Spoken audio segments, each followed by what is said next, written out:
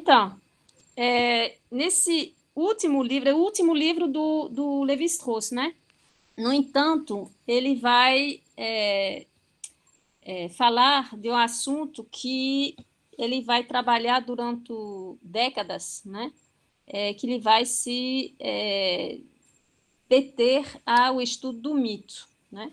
Então, antes da gente falar do texto, a gente vai falar um pouquinho do mito segundo Lévi-Strauss, né? E porque é a terceira fase, vamos dizer, da obra dele, né? Inicialmente ele vai, como a gente viu, ele vai trabalhar as questões ligadas ao parentesco e à organização social, né? No segundo momento, como a gente viu na semana passada, ele vai retomar um problema que é um problema do pensamento mítico, do pensamento mágico e do pensamento científico, né? Essa oposição que a gente encontra na antropologia clássica. E também assim vai se interessar a arte, né? E aqui ele vai retomar também essa ideia do jogo, né? Que ele vai abrir esse livro do História de Lynx a partir de um jogo de xadrez, né? Então, essa terceira fase do Lévi-Strauss, que ele vai trabalhar sobre os mitos, começa com uma discussão bastante teórica, né? E vamos dizer, eu não posso. Espera aí, eu vou ter que sair para deixar entrar o pessoal. Vocês estão vendo aí? Eu acho que eu vou deixar assim, porque fica mais fácil. Ok? Ok, professora, estamos vendo. Então, ele vai partir do princípio do que o mito é uma expressão do pensamento. Ele vai como a gente viu na semana passada, né, ele vai trabalhar a partir do pensamento mítico, né? Ele vai, então, esse texto, essa questão dos mitos, ela ela vem de uma forma bastante natural na obra do Lévi-Strauss, né? E, como a gente viu, né, é uma expressão do pensamento que tem a ver com a linguagem, né? E numa dessas entrevistas que vocês viram no início, né, o Lévi-Strauss, o entrevistador vai perguntar o que é um mito para você, né? E ele vai responder uma história que se passa no tempo em que os homens e os animais não eram diferenciados, né? E aí isso lembra muito quem teve uma criação né, com os avós ou com as pessoas mais antigas. As pessoas antigamente contavam as histórias de Trancoso, né? Não sei se vocês ouviram falar disso, mas são contos, né? São contos onde animais vão ter um comportamento de homens, né? E isso a gente vai encontrar em várias sociedades, né, que tem os contos animais que aparecem bastante nas tradições orais, né? E o mito, na verdade, os mitos, eles vão explicar essa separação entre os animais dos homens, né? E aí, o que vai acontecer, o que os mitos vão fazer, né, vão mostrar, são operações intelectuais de diferenciações, né, entre homens e animais, entre alto e baixo, entre quente e frio. Então, assim, ele vai mostrar que os mitos são instrumentos de oposições binárias, né?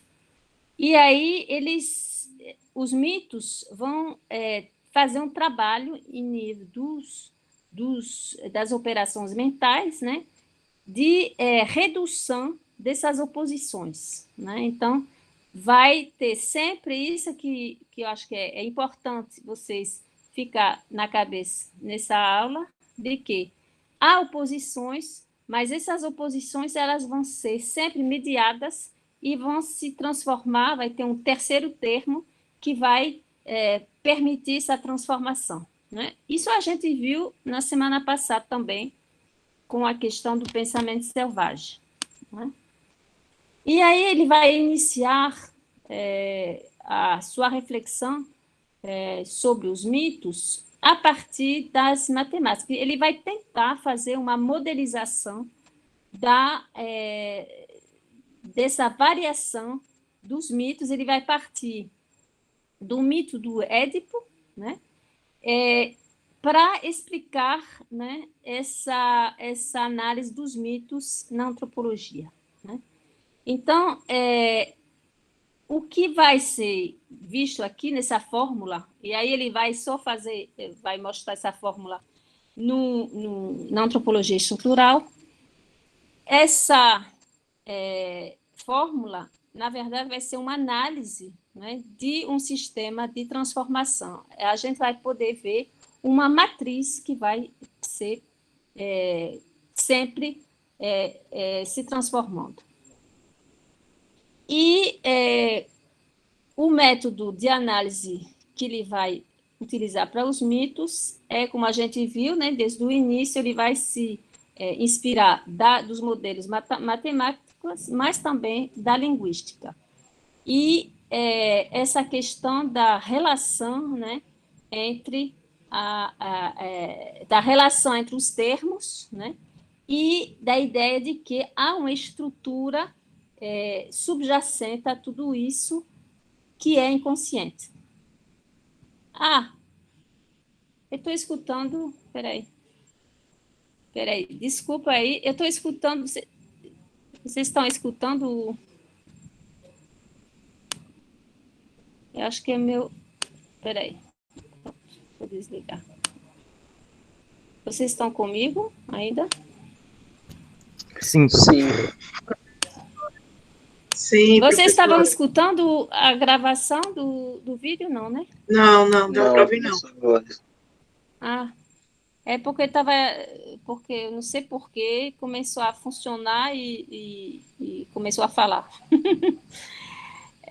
Então, é isso que estava falando, né? É que o modelo, a metodologia que ele vai utilizar é justamente o modelo da língua, da linguística, né? Que a gente viu que o que é importante não são os termos, mas sim as relações entre os termos, né?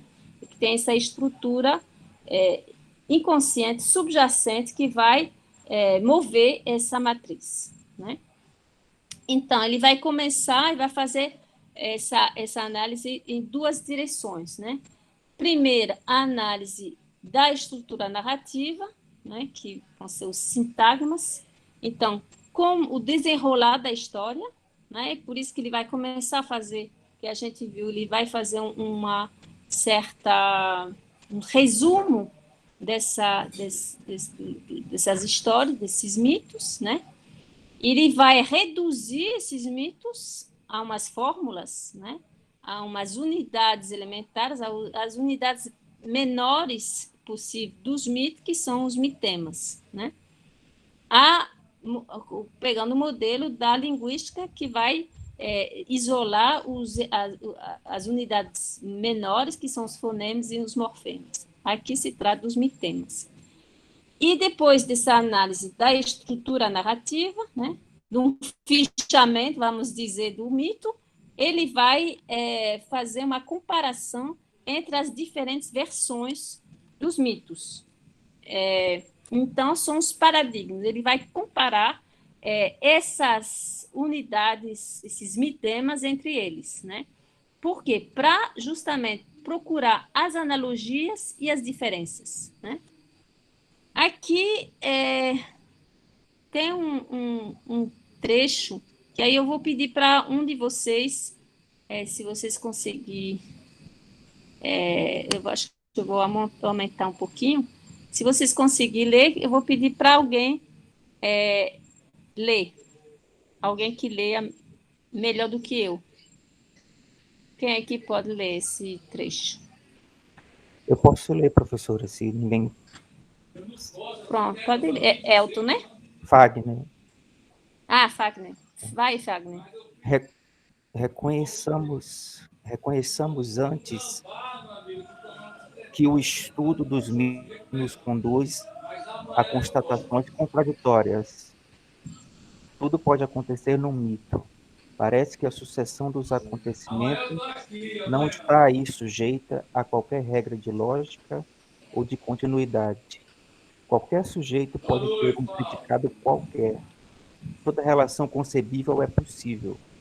Contudo, esses mitos, aparentemente arbitrários, se reproduzem com os mesmos caracteres e segundo os mesmos detalhes nas diversas regiões do mundo. Donde o problema, se o conteúdo do mito é inteiramente contingente, como compreender que, de um canto a outro da Terra, os mitos se pareçam tanto? Com efeito, esta contradição se parece com aquela que descobriram os primeiros filósofos que se interessaram pela linguagem. E para que a linguística pudesse constituir-se como ciência, foi necessário primeiro resolver esse problema. A contradição só foi resolvida no dia em que se aperceberam que a função significativa da língua não está ligada aos próprios sons, mas à maneira pela qual os sons se encontram combinados entre si. Pronto. Obrigada, Fagner. Então, é isso, né? A ideia é isso que eu estava falando inicialmente, né? De que ele vai pegar o modelo da linguística para ver que, na verdade, os mitos eles vão se relacionar entre si. E vai haver os que ele vai falar no início. Ai, meu Deus, tem outra pessoa que está querendo entrar.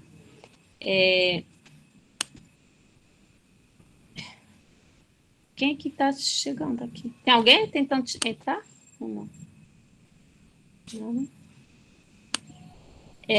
E que os mitos eles vão se parecer muito no mundo inteiro, né? Esse mito sobre que vocês leram agora sobre as cabras, né? Sobre o Lynx, né? Lynx. Lembrou algum conto de fada para vocês? Alguém viu alguma coisa parecida? Lembrou uma história que já conhece ou não? Não. A gente vai ver lá na frente, então, que vocês vão poder fazer uma analogia.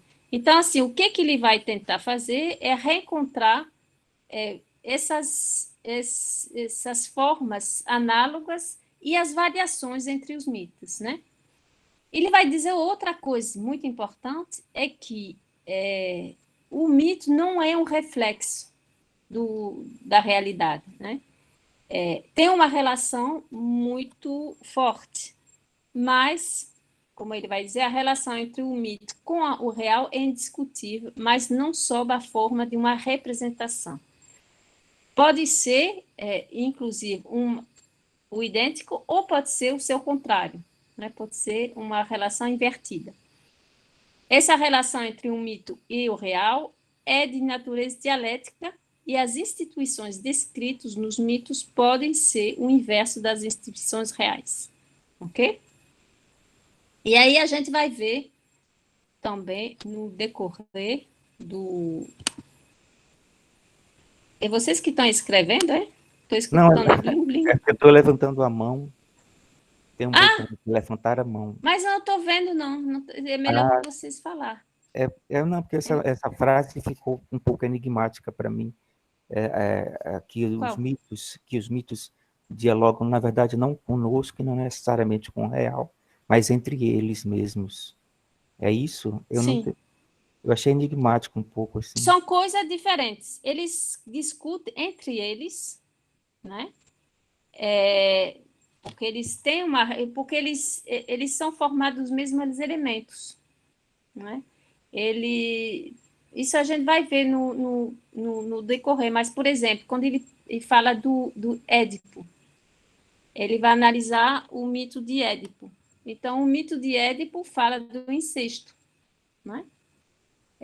Então, há incestos, muitos, em vários mitos. Se você for pensar, por exemplo, no Chapeuzinho Vermelho, é um incesto, né? É metafórico, mas é um incesto, né? Do lobo que vai, né? Que vai comer o Chapeuzinho Vermelho, né? Então, assim, ele vai mostrar que tem elementos que são iguais entre vários mitos. Isso é um fato, né? Quando ele vai analisar cada mito, né, ele vai ver esses elementos,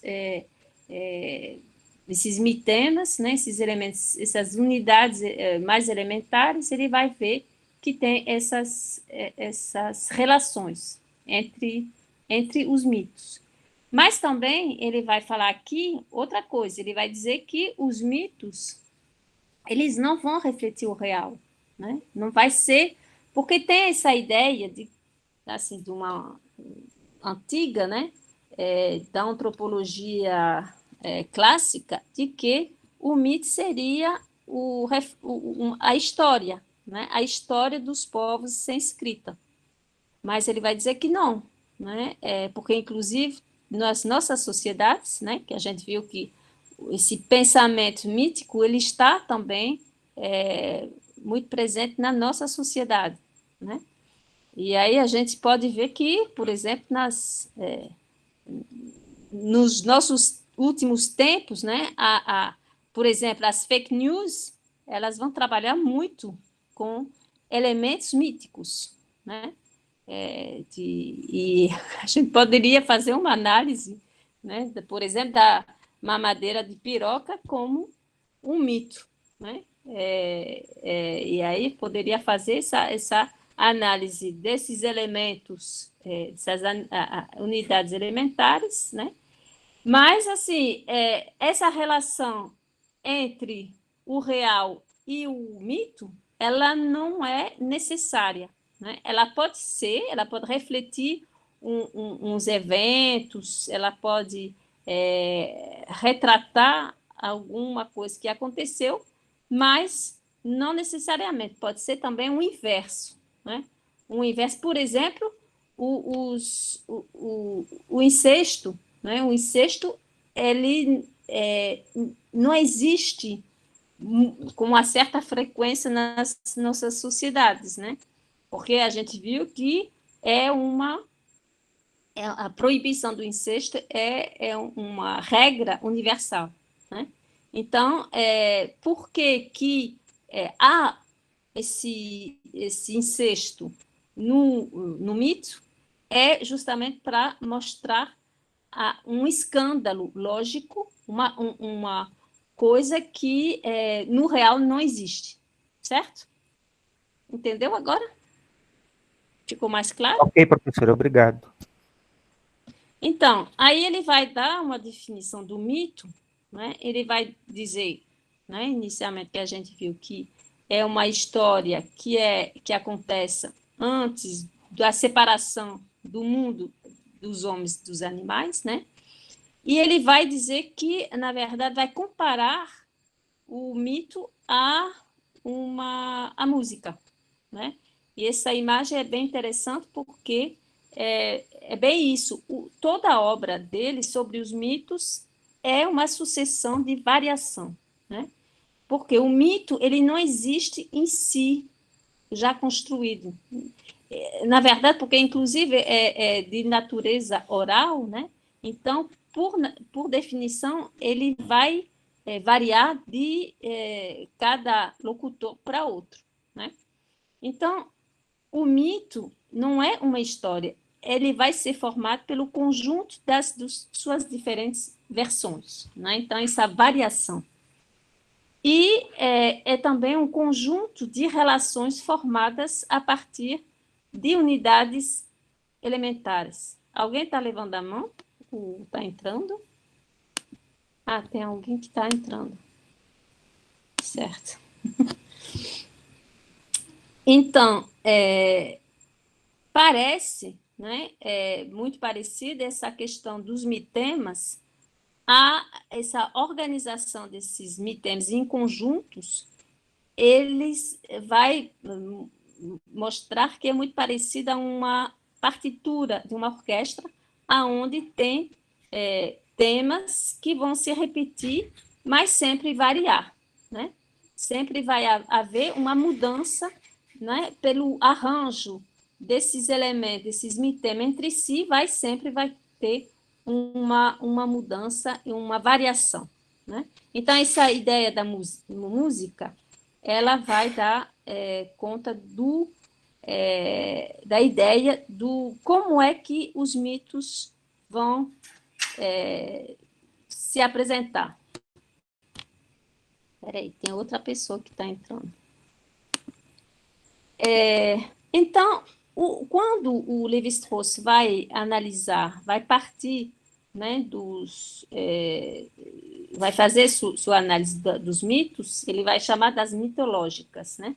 São 4 volumes de uma série que vai ocupar ele dos anos, vamos dizer, 60 até os anos 90, né? E ele vai partir da ideia, né? O ponto de partida dele vai ser um mito, né? E um mito que vai mostrar, né, a ideia de que os povos que não conhecem o cozimento dos alimentos não tem nome para dizer cozido ou cru, né? Então, a ideia que a gente viu, né, que no texto anterior, na semana passada, de que não existe essa categoria, né, do cru e o cozido, porque não se tem na prática um conhecimento, né, dessa passagem do cru e do cozido. Thalisson entrou de novo, saiu e entrou. Então, ele vai analisar, ao longo dessas mitológicas, ele vai analisar mais de 800 mitos, né, que é bastante grande. Então, as mitológicas são 4 livros, né, mas tem as pequenas mitológicas, o História de Lins, e também faz parte das pequenas mitológicas, né. Então, as grandes mitológicas, ele vai analisar os mitos da América do Sul, né? E vai começar com o cru e o cozido, em 1964. Depois vai escrever Do Mel às Cinzas, em 66. E depois vai partir para os mitos da América do Norte. Então, no caso, o texto que a gente leu, né, faz parte dessas mitológicas da América do Norte, né? E ele vai analisar, né, vai continuar essa discussão do pensamento indígena, né? Vai partir das categorias empíricas do que o cru, o cozido, o podre, o queimado, o que é o silêncio, o barulho, né? A bruma, o vento. Então, assim, são categorias linguísticas que são também categorias cognitivas, né? Então, vai partir de um mito, e é interessante, aí, todos, se vocês tiverem interesse, vocês podem ler essas mitológicas todas, né? Mas ele vai justamente tecer como fazer um tricô, né? Ele vai relacionar sempre os mitos, né? E esse mito de referência, o mito Bororo, né? Do desaninhador de pássaro, esse mito ele vai se reencontrar em vários momentos, né? Então, quem é que pode ler esse trecho, que lê bem? Samara? poderia ler? Posso, professora? Posso ler. Peraí, deixa eu aumentar. O mito de referência. Mito Bororó. O desalinhador de pássaros. Um Aí você lê jovem... só o texto. Só o Oi? texto, né? Porque aí Tá, depois a gente vai discutir o que está à direita, a gente vai explicar depois. tá certo. Um jovem índio comete um incesto com sua mãe. Seu pai, covarde, em vez de denunciá-lo, o desafia, provas insuperáveis. Recebe ajuda, sua avó, e consegue sobreviver. Na última prova, confecciona um arco e flechas e se refugia na casa de sua avó. Durante a noite, há uma grande tempestade, durante a qual todos os fogos da aldeia são apagados, menos o da velha. Todos, inclusive o pai, vão procurar o fogo com a velha. Na última sequência, o herói decide se vingar, se disfarça de cervo e mata o seu pai, que morre no lago, devorado pelas piranhas. Certo. Então, isso a gente poderia pensar, né, que tem os mesmos elementos do que o mito de Édipo, né? Que o jovem, né, o filho comete um incesto com sua mãe e depois mata o pai, não é isso? Então, a mesma história do que essa história que é dos Bororo, né, na Amazônia brasileira, é a mesma história que aconteceu, que a gente encontra na Grécia, né? Em outra época, né? E o que é interessante é que aí a gente vê a metodologia como é que ele vai analisar os mitos, né? Então ele faz um resumo, ele vai resumir os mitos, esse mito, a seus elementos menores, né? Então ele vai contar a história fazendo um resumo muito simples, né? E o que a gente encontra nessa história? Aí que aparece, aí eu coloquei em cores diferentes para a gente visualizar melhor, né? E que ele vai mostrar escândalos lógicos. Por exemplo, um incesto. Outro exemplo, desafia seu pai, né? Que não é bem, não é bom, né? Você não pode faltar de educação com seu pai. Você não pode brigar com seu pai, né? Todo mundo sabe disso. Também você não pode matar seu pai, né? Então, a gente vê que tem umas coisas que desafia as normas sociais, né? Da sociedade, no caso, Bororo. Entre também umas catástrofes, né? Que é a tempestade que vai apagar todos os fogos da aldeia. Né? E também a gente vai encontrar metamorfose, né? Transformações de homens para animais. Né? Então, assim a gente vê, a partir desse mito, ele vai analisar um outro mito e vai reencontrar os mesmos elementos, né? O incesto, as tempestades, né? As transformações de homens em animais, né? E aí a gente chega na história de Lins, né? No texto vocês não têm as imagens, né? Vocês não têm os bichinhos. Tem só uma imagem, professora. Só a imagem do Lins, né? Não, essa do lince... Da cabra. A cabra, só da cabra. Da cabra. Da cabra. Tá certo. Então, no texto, né, em francês tá bem ilustrado, né? Tem um bocado de bichinhos, né? Que vai mostrar, ele vai falar de vários bichos, né? E aí, o que ele vai fazer nesse texto, nesse livro, que é o último livro dele, que inclusive ele vai, nessa entrevista que ele vai fazer, né, com um jornalista, ele vai dizer que vai ser o último, e, de fato, não, teve outro, né? Tem escutar, ler, ouvir, escutar, ler.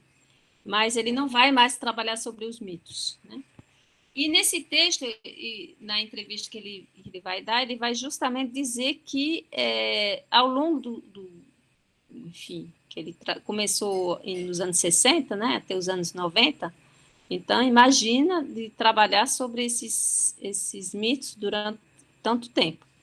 Então, ele vai querer retomar dois problemas que ele encontrou nos mitos, né? Primeiramente, a questão das organizações dualistas na América do Sul, né? Se lembra daquele esquema daquela aldeia, Bororo, né? Que era dividida em dois, né? Que a metade A casava com a metade B, né? E então porque ele vai mostrar que essa organização dualista das sociedades da América do Sul, ela é um modelo que funciona para esse espaço, né? E também ele quer trabalhar, voltar, né, sobre os mitos sobre o vento e o nevoeiro, né? Então, porque ele encontrou muitas variações desses mitos nas suas leituras. E aí a gente vê que ele vai, nesse livro, casar essa leitura dos mitos da América do Sul com da América do Norte, para mostrar que, na verdade, tem uma certa continuidade, né? Que funciona, que a gente pode falar de uma mitologia americana, né? E aí ele vai se deparar com um problema, o problema dos gêmeos, da genialidade, né? Essa genialidade que vem de uma relação sexual, né? Entre homens e animais, né? E aí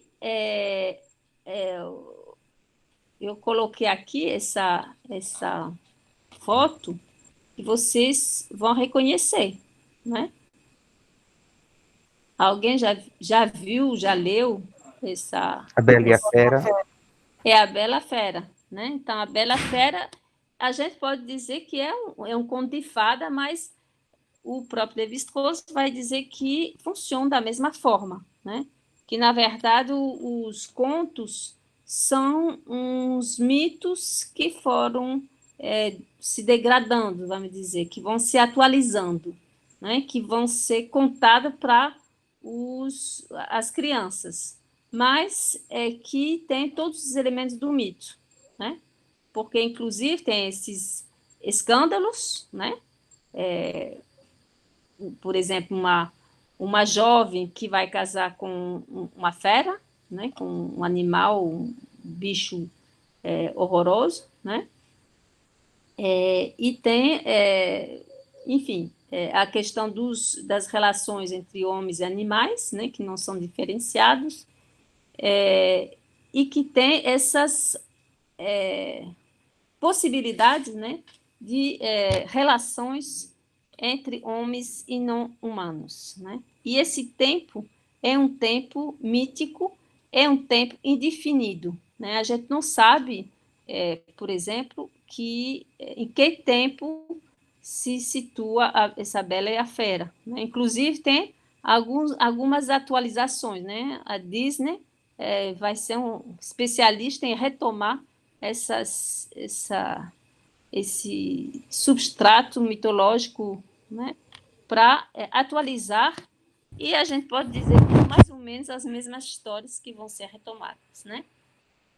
E, como eu estava falando, as histórias de Trancoso justamente são histórias de animais, né, no tempo que os bichos falavam, né? Não sei se vocês já escutaram, né, mas na tradição oral dos meios rurais, né, sobretudo no sertão, se contava muitas histórias de Trancoso, né?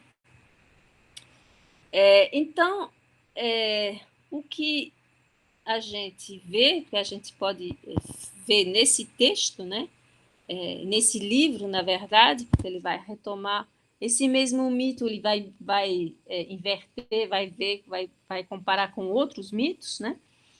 Mas a história é que é uma virgem, né, que vai se unir a um velho lins, pouco atraente, né? Que inclusive que ele está cheio de ferido, né? Cheio de crosta, né? E ele vai tomar um banho, enfim, tem várias transformações, mas ele vai se transformar num rapaz belo e forte, num príncipe encantado, né? A mesma história do que a Bela Fera, né? Dessa união vai nascer gêmeos, que são filhos, aí dependendo das versões, que são filhos do mesmo pai ou de pais diferentes, né? Porque nasce esses gêmeos porque a mãe se relacionou com dois homens, ou com um homem e um animal, né? Então, isso mostra também um escândalo, né? Um escândalo que dessas relações sexuais entre os homens e os animais, né? Então, ele vai organizar a discussão, o livro, em 3 partes, que inclusive são bastante poéticas. A primeira parte, que é a parte o final, né, que a gente leu, o nevoeiro. A segunda parte, o bom tempo. E a terceira parte, o vento, né? Ele vai, inclusive, mostrar que há uma transição entre o nevoeiro e o vento pelo bom tempo, né? Então, ele vai trabalhar essa questão dos gêmeos, né? Dos gêmeos e do dualismo, na verdade, né? Não somente do dualismo da organização social dualista, mas do pensamento em pares de oposição, né? E os gêmeos que vão encarnar justamente esse dualismo, essa oposição, né? Mas os gêmeos nunca são sempre iguais, né? Como o lynx e o coiote, se a gente poderia pensar, né? Eles são parecidos, né? Têm inclusive os mesmos atributos, mas eles são diferentes, né? E esse é diferente, às vezes, né? É porque o peito das mães vai ser desigual, né? Então, essas oposições, elas funcionam em pares, né? Que mostra a desigualdade, né? Um que é agressivo, o outro pacífico, um é forte, o outro é fraco, um é inteligente e hábil e o outro desajeitado e tonto, né? E aí o que ele vai mostrar que são essas características, né, dos animais, mas que na verdade são homens também, né? No final do livro, ele vai dar uma explicação da desigualdade do índio e do branco, né? Ele vai dar uma explicação, na verdade, de por que os índios perderam durante a conquista, porque ele vai mostrar que esses mitos, eles vão ser mitos que vão explicar a colonização, né? E a partir, isso que é muito interessante, é que esse sistema está sempre em transformação, porque essas pares de oposição vão ser desigual e desse desequilíbrio vai haver a transformação. Certo? Ainda estão comigo? Sim, professora. Sim, Oh, coisa boa! Então, o que vocês leram, né? A história que vocês leram se passa na Colômbia Britânica, né? Que é uma parte aqui do Oceano Pacífico, né? Entre o Canadá e os Estados Unidos, né? Essa fronteira entre o Canadá e os Estados caiu? Unidos, né? É um estado. Não, eu estou aqui. Alô? Alô? Estou ouvindo, professora. Ah, Voltou. ótimo. Então, não bota no chat, porque eu não estou vendo o chat. Só estou vendo a minha tela. Então, ele vai falar, né, desses índios Aida, né, dessa mitologia Aida que está, né? Então, ele vai fazer essa análise desse mito, né, do Lins, né, vai fazer um resumo desse mito e vai fazer um esquema, né? Vai fazer essa análise estrutural, né? Aí depois ele vai fazer justamente essa análise entre os elementos, né, os mitemas entre si, né? Então, essa análise paradigmática, e vai tentar encontrar essa versão, essas variantes dos mitos, né? E isso para mostrar o quê? Para mostrar que há elementos parecidos ou invertidos, mas mesmo assim a inversão é muito parecida, né? E que, na verdade, para mostrar que os homens eles vão inventar essas histórias porque eles vão pensar da mesma forma, como a gente viu na, na aula passada, né? Quem pode ler esse trechinho?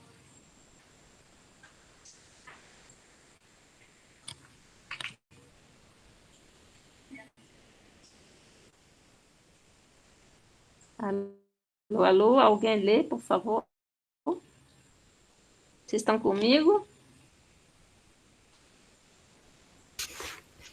Sim, professora.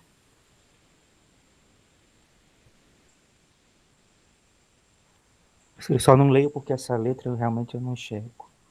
Alguém pode ler? Vamos lá, professora. Melhor que ninguém, temos consciência das acepções muito especiais que damos a termos como simetria, inversão, equivalência, homologia, isomorfismo. Utilizamos-los para designar grandes volumes de relações de que nos apercebemos confusamente terem qualquer coisa em comum. Mas se a análise estrutural dos mitos tem o futuro diante de si, a maneira como peraí, também está complicado para mim, nos seus inícios, Seus inícios. escolheu e utilizou os seus conceitos, virá a ser objeto dessa severa crítica. Será necessário definir de novo cada termo e encerrá-lo num uso particular. Lucro. Ai, professora. Tá, ok. Então, Isso. é isso, né? É isso que ele vai fazer, esse resumo, né? Desse método que ele vai utilizar, né? Desses elementos que vão estar num conjunto e esses conjuntos que vão aparecer de uma forma diferente ou parecida a cada vez, né? Então, ele vai falar, né, de que os mitos são discursos sem sujeito, né? E a função dos mitos é de reorganizar os seres e as coisas que estão numa série de oposições, né? De bipartição. Né? A gente viu, né, né, o feio, o bonito, a jovem, o velho, né? E o que é importante é justamente esse sistema de transformação que vai funcionar, né, e que vai entrar em relação com outros mitos e que os elementos de um mito X vai se reencontrar no outro mito de uma forma invertida, né? Então, essa na verdade, mostra como funciona o espírito humano, né? E aí explica também por que a gente encontra empréstimos ou formas muito parecidas de um lado da Terra de a outra, né? Por exemplo, no norte da América, né, se encontram contos franceses na literatura oral dos índios, né? E aí também a gente pode ver que são invenções que vão falar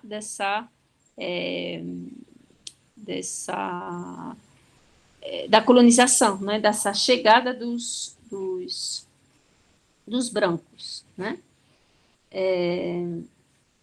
Então,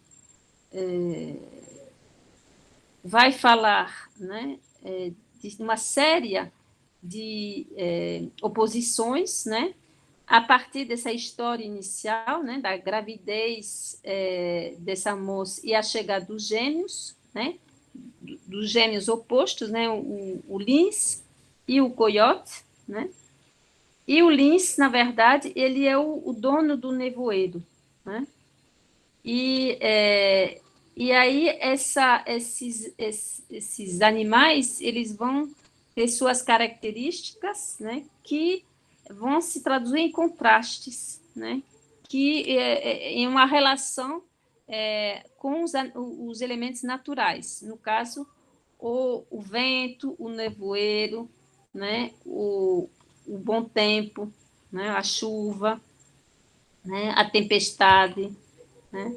E aí vai aparecer, né, outros elementos que são ferramentas de cozinha, aí para explicar como é que é o surgimento da comida, né, das receitas, né? E as atividades de caça também ao longo do texto, né? Enfim, isso ele vai mostrar que na América, na verdade, há oposições essenciais, né, da vida, né, que vai se encontrar em perpétuo desequilíbrio, né? E aí que a gente falou, né, desses gêmeos que são Coyote e o Lins, que vão ser parecidos, vão ser gêmeos, mas não vão ser iguais, né? E aí ele vai, ao longo do texto, ele vai recorrer, então, a esse primeiro mito, né, do cru e cozido, né? E ele vai colocar em relação a outros mitos, né? Que fala da origem da carne, dos porcos selvagens, né? Ou que vai mostrar, né, justamente essa relação de igualdade ou de oposição entre irmãos, as irmãs e os maridos, né? E aí a gente vai ver também uma mensagem que vai ser invertida, né? Que, segundo se a tribo vai ser patrilinear ou se a filiação vai ser matrilinear, né? Então, na verdade, né, o parentesco ele vai ser refletir a realidade social, mas ele vai ser tratado de uma forma diferenciada, né?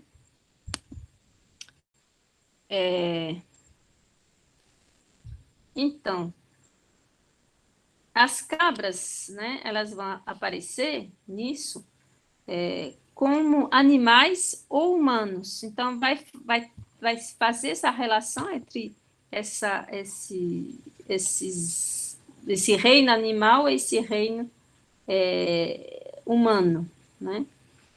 são os homens, essas cabras são os homens com várias esposas, 2 esposas, né? E aí o herói, né, que vai ser o filho dessas uniões, né? Então, aí ele vai mostrar que tem uma certa relação entre os mitos da América do Sul e da América do Norte, né? E aí ele vai dar várias versões, né? Que vão, aí vai aparecer outros animais, no caso os cervos, né? Que vão ser variações desses mitos, né? E o que todos esses mitos, na verdade, eles vão mostrar que há as relações de parentesco que tem com as brigas que tem entre os cunhados, né? As brigas, né? A partir dos peidos, por exemplo, né? Os peidos que são o vento e o nevoeiro, né? Esse nevoeiro que é podre, que fede, né? E aí a gente vê uma oposição entre o vento e o nevoeiro, né? E aí tem metamorfose, né? Sempre de homens e animais. E às vezes, né? Tem uma versão, né? Do mito Tlingit que explica por que as muflões, né, aparecem com os homens, né? Então, a gente vê nesse texto, o Levi-Strauss vai nos dizer que há uma impossibilidade da gemeleidade perfeita, né? Que os conteúdos míticos vão ser diferentes, né? E a estrutura, na verdade, se a gente analisa a estrutura desses mitos, a gente vai ver relações invariantes. As relações entre, por exemplo, cunhados, irmãos, né, entre marido e mulher, são relações bastante invariáveis, né, que não varia. O resto pode variar, né? E aí eles vai no final do texto nos dizer qual é a função do mito, né? Então, justamente é de justificar essas atitudes culturais que não são racionais, né? Dessa importância, por exemplo, dos ritos, por exemplo, dos ritos da caça, né? E aí ele vai fazer uma análise, né, vai voltar sobre a teoria do ritual e dos mitos da caça e dos ritos de cozinha, né, das cabras.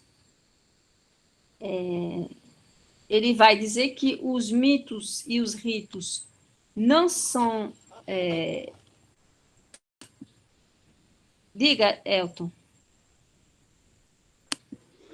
Professora, tudo bom? Diga. Só pegando um gancho aí sobre esse texto, quando eu li, ele quando fala de sacrifício de animais e toda essa relação mítica, né, que existe entre isso, e aí eu acho que ele passa além do sacrifício de animais, ele entra nessa questão que a senhora colocou, assim, de relação entre os animais. Mas eu queria te fazer uma pergunta, porque eu sempre, quando vejo essa questão de sacrifício de animais, me interessa, e eu sempre faço relação com outros textos que eu venho lendo. E me lembrou muito uma passagem que tem no terceiro livro de Moisés, lá do Antigo Testamento, sabe? É Levítico. E esse terceiro livro de Moisés, ele fala em várias partes lá de sacrifícios de animais. E aí ele fala sacrifício pacífico, sacrifício pelo sacrilégio, sacrifício pelos pecados ocultos, lei do holocausto, etc, etc. E a sua fala agora final... Que esses mitos justificam ações, que a senhora falou, justificam ações não racionais, por isso que existem esses mitos. Aí eu faço a pergunta, podemos considerar também que essas escrituras, né, porque tem o relato total. Assim, você mata o carneiro, o rim do carneiro, aqui no terceiro livro de Moisés. Do carneiro você tira o rim você bota o sangue, você não come, a gordura você doa à igreja. A pergunta que eu faço é: podemos considerar também isso como um mito, e aí, evidentemente, para justificar uma ação que na visão, né, de quem escreveu era irracional, ou seja, falou mal da igreja, alguma coisa nesse sentido, a gente pode também colocar isso nessa perspectiva do Lévi-Strauss? Sim, com certeza. Pode-se fazer uma análise estrutural da Bíblia, né, que está recheado de elementos míticos, né? Porque... E, inclusive, descreve os rituais, né, que você falou aqui, são rituais. E não falaria de sacrifício de animais, né? No caso no universo do mito, porque os animais, e também, se a gente for pensar no universo cristão, há uma relação entre os homens e os animais, né? Jesus não é cordeiro, né? Não é encarnado num cordeiro, né?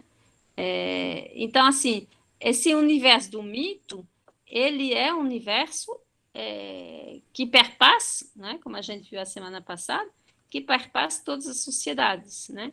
E aí justifica justamente esses escândalos, essas coisas que não entram na lógica das sociedades, né?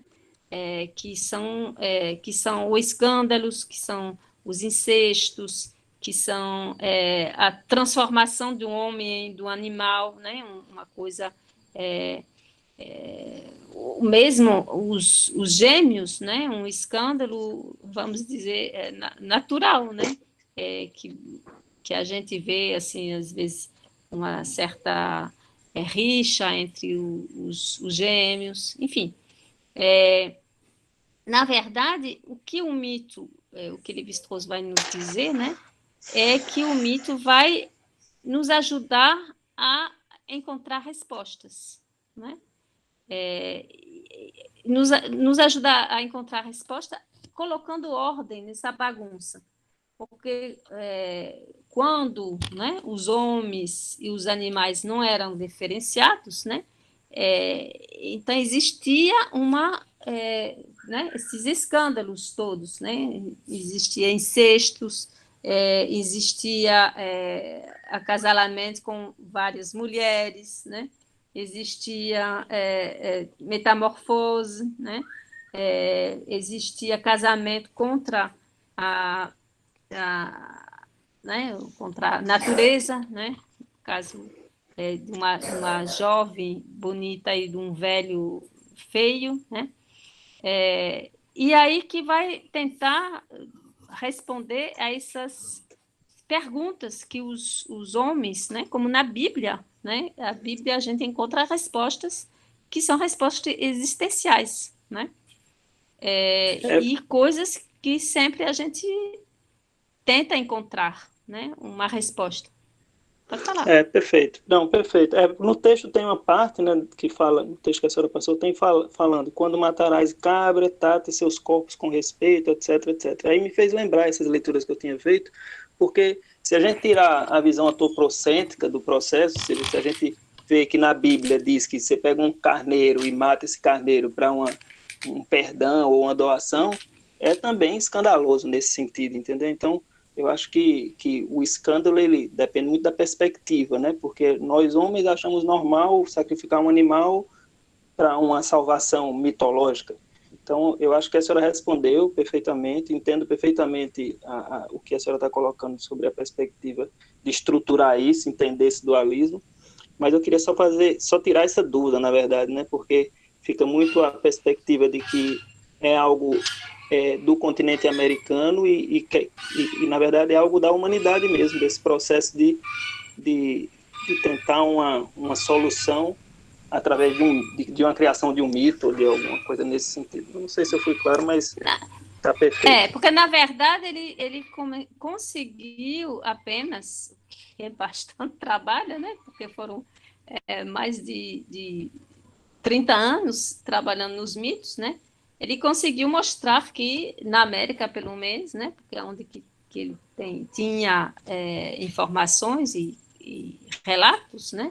Desses mitos, né? Ele, então, levantou todos esses mitos e ele fez justamente essa leitura cruzada de todos esses mitos, né?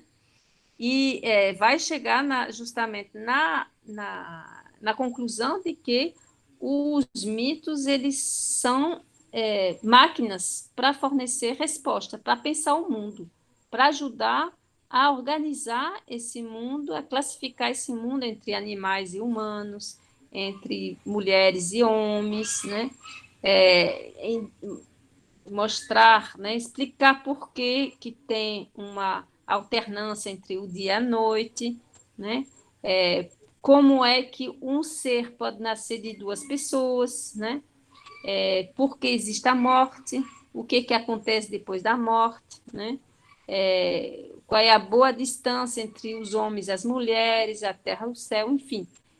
São questões que são questões universais. Apenas ele mostrou para a América do Sul, inicialmente, e aí depois da América do Norte. E ele viu que entre os dois, né, os dois lados da América, há uma relação entre os mitos, né? Uma relação que não é a relação idêntica, mas é uma relação invertida, né? E aí, só para terminar, mostrando umas imagens do Lévi-Strauss, né, quando ele estava no Brasil, né? E essa imagem que eu achei interessante é que ele, já velho, acho que nos anos 80, né? Ele foi, esse pessoal, né, são índios Haida, né, da Colômbia Britânica, que vieram para Paris, né, e que vieram de remando, né, não da Colômbia Britânica, mas de uma certa altura do Rio Sena, né? E o Lévi-Strauss o acompanhou, né? E foi um pouquinho uma inversão do que aconteceu historicamente, né? Dessa chegada dos índios em Paris, né? Em vez de que foi o contrário, né? Que foram os franceses, os ingleses que foram para esse pedaço do continente, né? Mas para mostrar para vocês o Lévi-Strauss de uma outra forma, né? Que é uma forma mais simpática do que aparece nos seus livros, né? E que, enfim, o que a gente pode pensar é que o Lévi-Strauss, né? Ele produziu uma obra, que é uma obra bastante extensa, bastante rica, e que até hoje, vamos dizer, continua sendo da atualidade, né? Porque toca elementos, perguntas que são fundamentais para a antropologia.